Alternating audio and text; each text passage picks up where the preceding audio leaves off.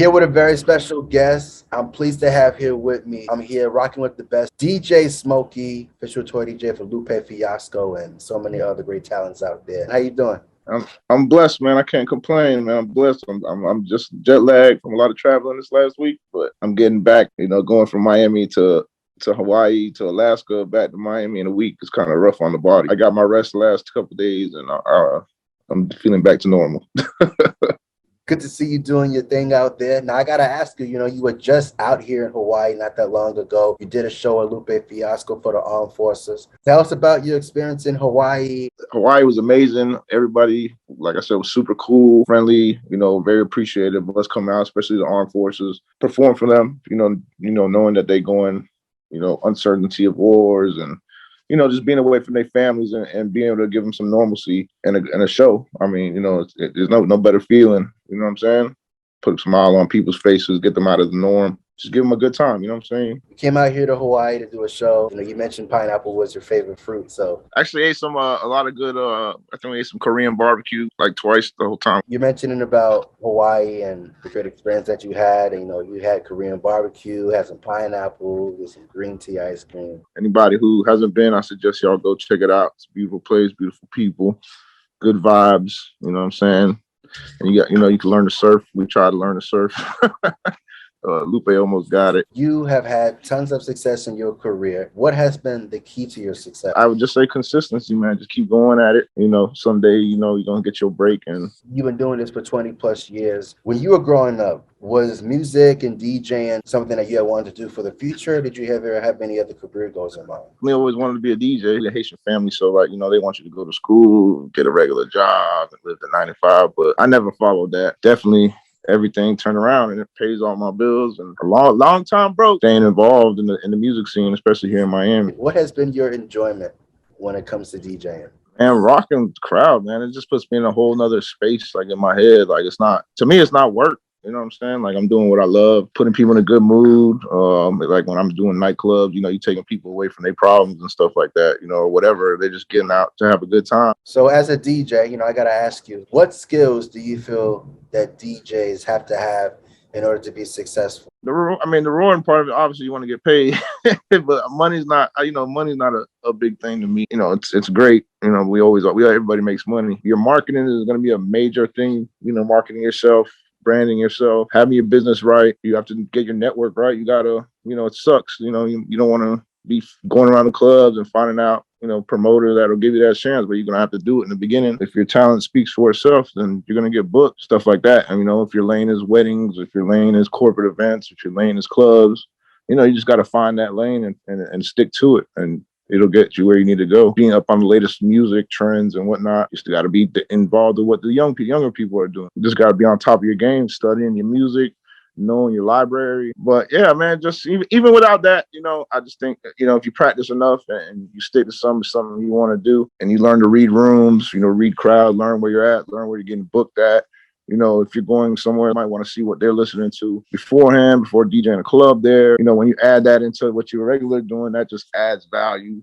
And the people in those cities appreciate you. Probably would have done something still in music, or you probably would have done something elsewhere. Do something in music. If not, I think ultimately I'd always would have been an entrepreneur, doing something, figuring something out, whether it's real estate, restaurant, or open any type of business. I think I'd be doing that. Because when I did start, I was selling mixtapes in my boy's barbershop down the street, bootleg. You know what I'm saying? So 20 plus years, you're touring with Lupe Fiasco. What has that experience been like for you? After quarantine, his prior DJ, Lupe, asked if I wanted to step up, and I did. Is that I really love being on stage. Like I love this music stuff. So, I think it's just some new energy I might bring while he's on stage and stuff like that. And, I just hope to keep rocking and doing more and more. What's your favorite Lupe Fiasco song? Next to It. How important is building a real relationship with the music that you're playing from your own approach? Building a relationship, it'd be more of building a relationship with my library, knowing my go-to stuff, having everything separated. Because say I'm doing an older, like an old school hip hop part, I gotta have my 90s folder, early 2000s, stuff like that. That'd be, having that in order, knowing that. But then when I'm DJing in the strip club, I wouldn't say building a relationship with a certain song or album. It would definitely be my library, building your crates and just having your genres together and having music in order. DJing, you have to adapt to every situation, you know what I mean? And another thing is just knowing your equipment. Yeah, you mentioned about shows, you mentioned about equipment and DJing and music. What has been some of your memorable experiences in your career? I went to London recently with Lou. We've been Alaska twice, shit, Hawaii. We've toured all over the US, but as far I'd say London was probably one of my favorite experiences. What makes you play a specific song during one of your sets? Well, first you have to read the crowd. You know, that comes back to what I was saying about reading the crowd. Because you got to know where you at. Bunch of older white folks, you're not going to be playing Gucci Man. And you also just got to know what's hot. You got to go to clubs. You got to see what people are listening to. You got to see what's turning up the crowd, and don't stick to one genre. You don't want to just go to a hip hop club. Like if you're in Miami, you don't want to just go to hip hop. Go to hip hop club. Go to an open format club. Go to Spanish club. Go to Space. Listen to techno music or whatever. Like, you got to know what's hot, and then you just got to adapt. You got to start building your crates once again, having these different things. That way, you know what to choose when you step in the business, because anybody can book you. You're obviously going to be booked in obviously what you're known for. You know, like here in Miami, you have the opportunity to go into different ways. You know, like I say, the Spanish music. I don't even speak Spanish, but I could play what's hot right now. So, I mean, reading the crowd and just knowing where you're walking into, maybe you want to you get booked somewhere, maybe you want to go there the night before and check out the scene and see what the vibe is. That way you got to head up on what you're walking into. I think that determines more of what I'm going to play rather than just choosing one song. Obviously, you're going to play what's hot right now on the radio. Because if I go to Central Florida and, you know, they listen to some different hood music, stuff like that you would never play in Hawaii. So like, it's just knowing where you're at. Basically, that's what I would say. Now, as a DJ, I mean, every DJ is different, you know, style, music. If you could describe yourself, who is DJ Smokey, and what separates you from just other DJs?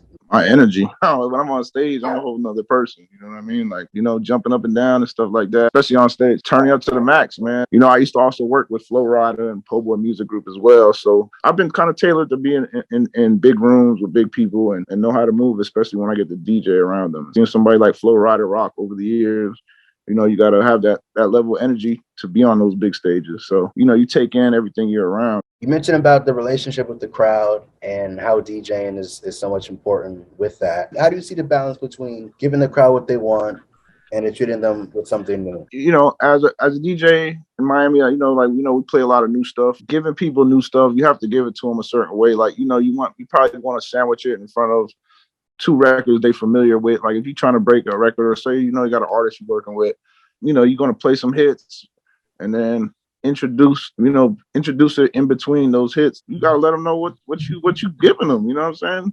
This the hottest stuff out right now. You know what I'm saying? Like, boom, boom.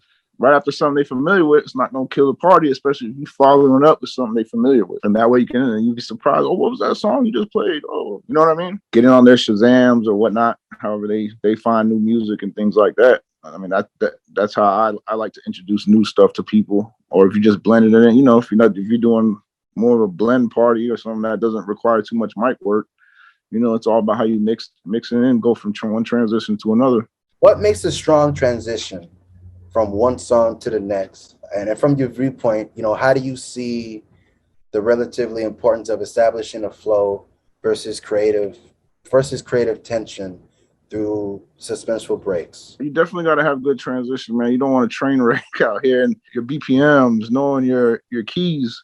You know, you can't mix something that's in a 2A key with a 9B key. Like, it's just gonna sound, you know, phonically, it's not gonna sound right. But those records, you got to learn to drop on the one, which is dropping them right. You know, maybe you end the song with a bomb, and then you drop that song that's maybe not matching the other one, but it'll go in as you introduce it by dropping on the one. Learning how to blend and match beats and stuff like that, and learning the keys.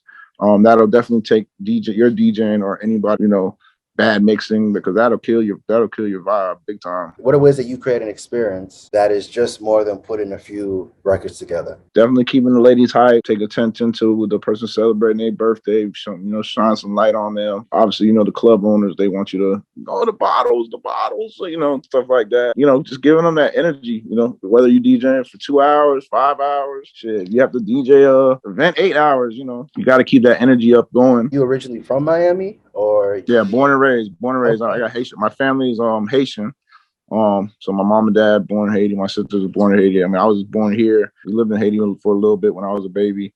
All my family lives in Haiti, but I'm born and raised in Miami. Nonstop party out here. Good restaurants.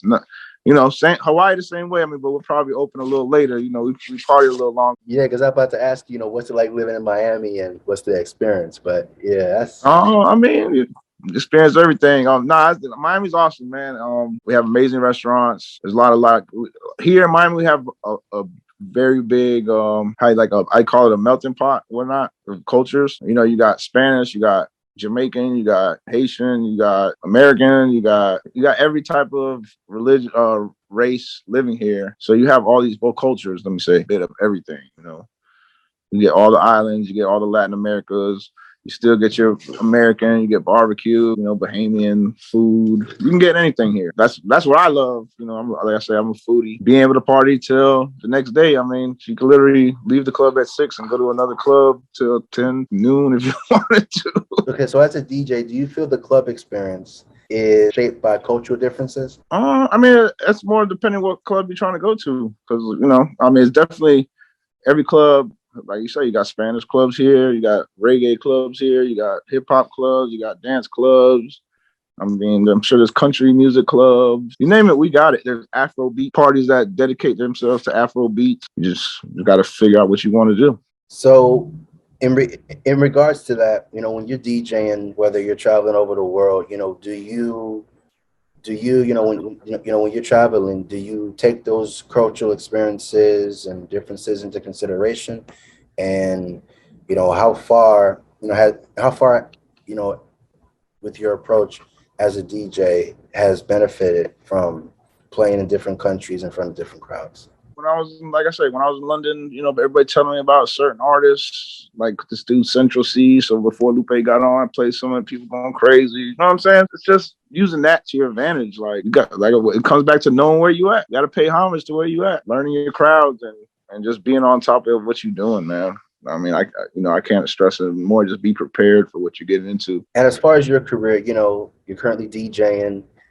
You're doing so much in your career. What are your future goals and what are some of your future plans that you may have in store for yourself? Tour as long as I can. I plan to open a lot more businesses, that's for sure. And by the time I'm 40, 45, I want to just be laying in my condo somewhere or one of my houses somewhere and just relaxing and just, living off passive income, man. But building these businesses, for a future for my daughter, something she could have whenever I'm gone or whatnot. And, also showing her the value of building, being an entrepreneur, she's planning to go to college and whatnot, but it's not something I'm going to force down her throat. That's me being a rebellion. When I was younger, my family looked at it differently, but I'm not going to push my daughter.